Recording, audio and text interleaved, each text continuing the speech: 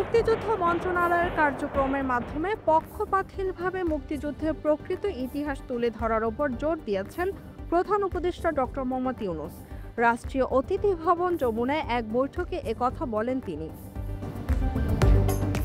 আগামী দিনে মুক্তিযুদ্ধ মন্ত্রণালয়ের সকল প্রকল্পের মধ্য দিয়ে যেন মুক্তিযুদ্ধের প্রকৃত ইতিহাস উঠে আসে, সে ব্যাপারে সংশ্লিষ্টদের সকলকে কাজ করার পরামর্শ দিয়েছেন প্রধান উপদেষ্টা।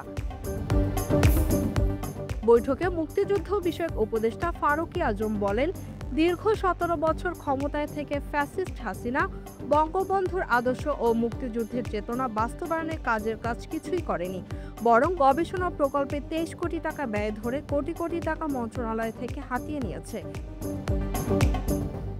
তিনি আরও বলেন, শেখ হাসিনা মুক্তিযোদ্ধাদের সুবিধাভোগী শ্রেণী হিসেবে গড়ে তুলেছিল। মুক্তিযোদ্ধাদের জন্য বরাদ্দ সম্পত্তি, সুযোগ সুবিধা ও অর্থকে দলীয়করণ করেছিল। মুক্তিযোদ্ধাদের জন্য তৈরি অবকাঠামোতে বসে আওয়ামী লীগ রাজনীতি করেছে।